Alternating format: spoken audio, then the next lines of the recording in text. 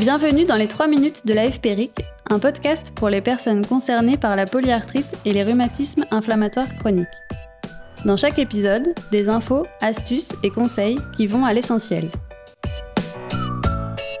Aujourd'hui, dans notre série Patient-Acteur, nous accueillons le docteur Aline Frazier-Mironnet, rhumatologue à l'hôpital Lariboisière à Paris.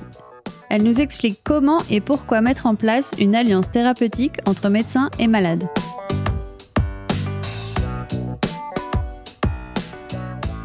L'alliance thérapeutique, qu'est-ce que c'est ? C'est une nouvelle approche en fait où on sort du modèle paternaliste de la médecine qu'on a pu connaître il y a quelques décennies et maintenant on va vous proposer une prise de décision partagée pour vos traitements. Il y a une complémentarité dans la relation entre votre médecin et vous.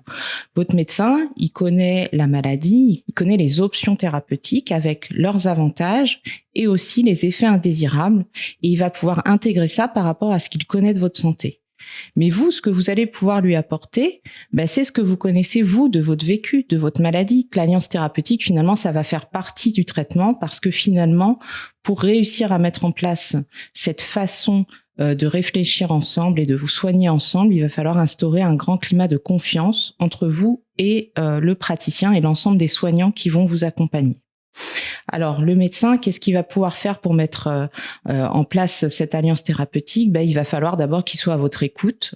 Il y a un principe qu'on appelle en éducation thérapeutique l'écoute active, c'est-à-dire c'est pas juste écouter les gens, c'est les écouter en essayant de les comprendre et en rebondissant, en mettant en place vraiment cette compréhension mutuelle entre le médecin et son patient. Il va falloir aussi qu'il vous donne les informations. On a dans nos principes en médecine d'éthique l'idée de devoir donner une information dite claire, loyale et appropriée.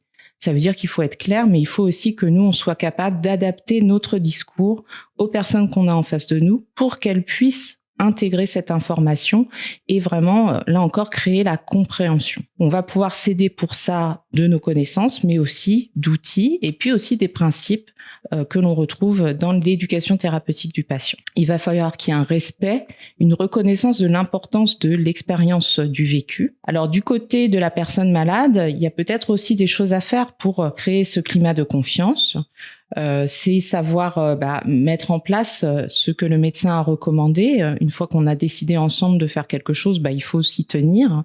Et puis, si finalement on n'a pas pu s'y tenir, quelle que en soit la raison, être capable aussi de le dire. Il n'y a pas de bonne ou mauvaise raison, c'est votre vie. Finalement, le médecin, il est là à côté pour vous accompagner. Par contre, il a besoin de savoir ce que vous avez vraiment fait pour pouvoir vous accompagner au mieux.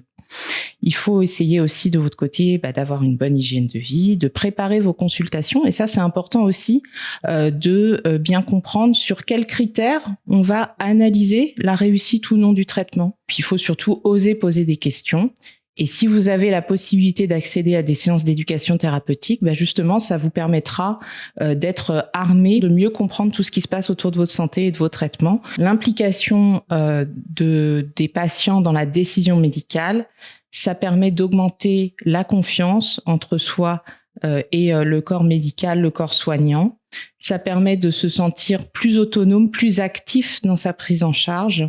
Et du coup, je pense que quand on comprend mieux, quand on a fait partie de la décision de faire tel ou tel traitement, on aura sûrement plus de facilité à le mettre en application dans son quotidien. J'espère que ça vous convaincra de l'importance de l'alliance thérapeutique et que vous réussirez à avoir une relation très bonne avec les médecins et les soignants qui vous accompagneront pour votre rhumatisme inflammatoire. Merci Dr Frazier-Mironnet pour cette intervention. Nous remercions également le laboratoire UCB qui a apporté son soutien institutionnel à la réalisation de cet épisode. Ça vous a plu ? N'hésitez pas à vous abonner, liker et partager nos émissions.